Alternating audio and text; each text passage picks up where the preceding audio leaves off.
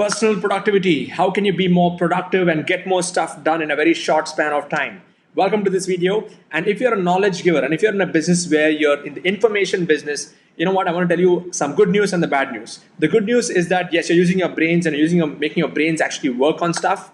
And you don't have to travel to places. It's not like in the olden days where you have to sit and actually do, agriculture or any kind of handwork like in the previous generations. But you actually have to sit and use your brains. The bad news is that whenever you have a distraction, let's say your phone pops up with a pop-up in your WhatsApp, it is going to take you at least 20 minutes to come back to the focus in which you were before you started to do that work with focus. So here's what I'm going to tell you. I'm going to share with you 3 productivity areas of your life. I'm going to tell you what are the non-productive activities, what are the productive activities, and what are super productive activities. Let's get in. Okay. So Siddharth Rajshekar here. Welcome to this video. Take notes, and I'm going to differentiate between these 3 different segments of activities.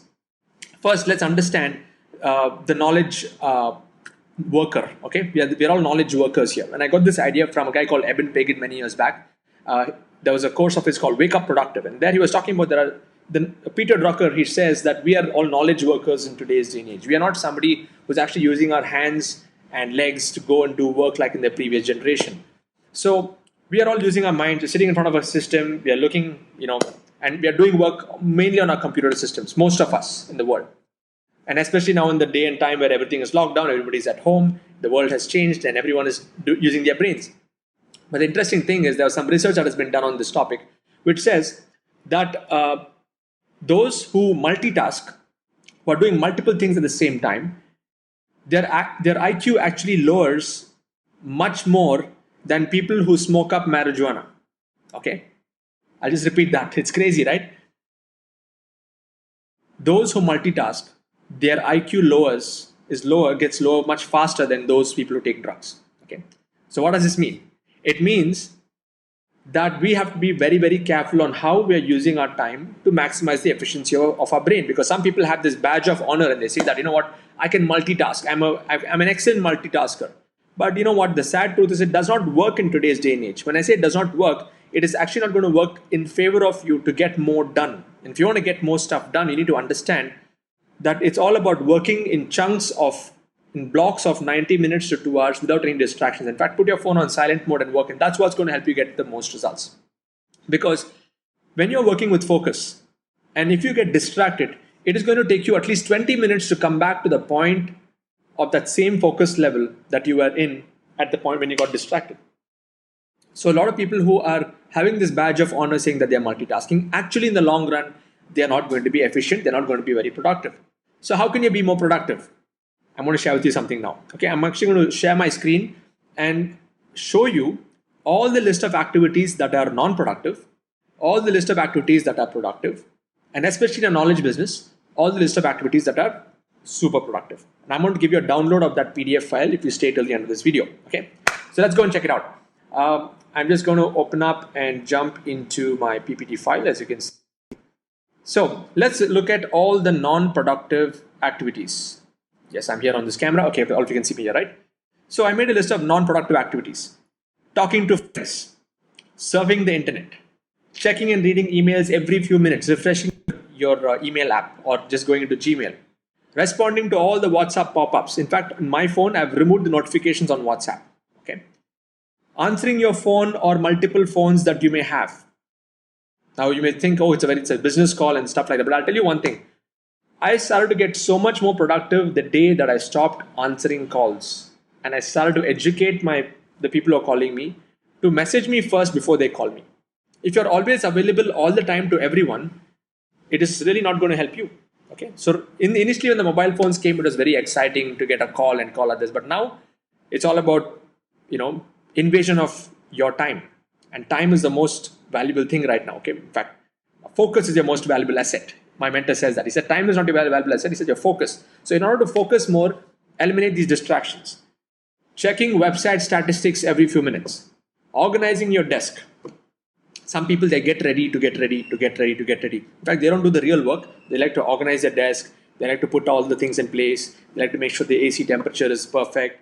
But they won't do the actual work that has to be done. Okay, so I'm going to differentiate that. Okay, and I was in that position for many years. What else? Cleaning up your office. Yeah, it's a necessary activity, but it's not a productive activity. It's something you have to do. and refreshing your Facebook feeds. Trust me, I had a great productive 2 months where I did an experiment on myself. I deleted all social media apps. I didn't have Facebook on my phone. I didn't have WhatsApp on my phone. WhatsApp I had. I did not have Instagram on my phone for 2 months. And then I got so used to it that if I had to actually do anything on social media, I would come on the laptop, just do whatever I have to do, and then get back and not think about it later. It actually helped me get a lot more done. I just installed it recently just because Instagram I need to post once in a while. I have a big audience there, so I downloaded it once more. But the best part is I've removed all the notifications. So whenever someone pings or something happens, I don't get any notifications. I open that app, I see if there's anything, just in a few minutes clear out everything and go back. Okay. So was this useful? Just type useful in the comment box. So these are the list of non-productive. Let's now go to productive activities specifically for someone who's in the knowledge space. Here are the list of productive activities. If you are a knowledge giver, if you're somebody in the online space. So number one is, if you can see here, creating information products. In fact, now I'm spending a lot of time revamping a lot of my old products, videos, making it into the 2.0 version. And it's such an important activity, which I feel that especially if you're somebody who's creating courses, every few months you need to refresh them to make the content more relevant, more potent, and more effective for your students.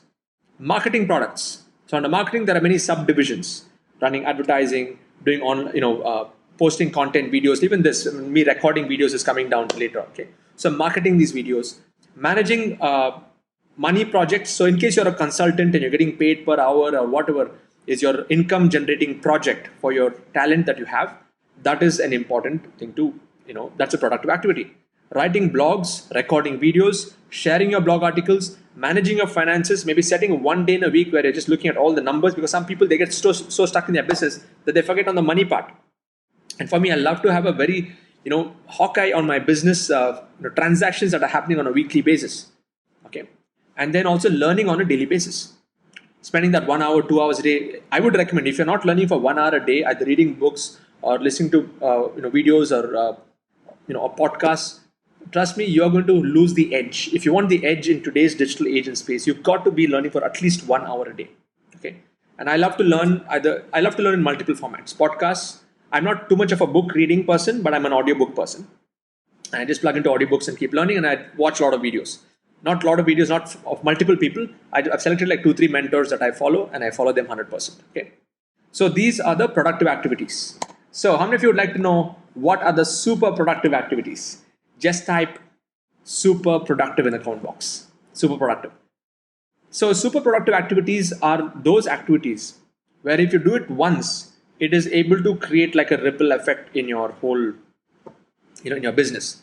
And super productive has to do into two parts to it. One is on the system side, which I'll explain to you all of that, but also on the mindset side. Okay, learning is one part of it, but I'm going to tell you one of the super productive activities that you can do. Let's jump into this. One is working on your mindset on a daily basis. Like in my case, I listen to The Strangest Secret in the World. If you go to YouTube and just search for The Strangest Secret, Earl Nightingale, you'll hit my YouTube channel. I think that's the first rank right now on YouTube. And listen to that every day for the next 30 days. 30 minutes per day for 30 days. It will completely transform and change your paradigm of how you operate. And because of listening to that every day, I can see a huge shift in my personal life, my business life, because of reprogramming my mind based on what it does. So it's a very super productive activity. 2 is writing your goals on a daily basis and write it with your hand.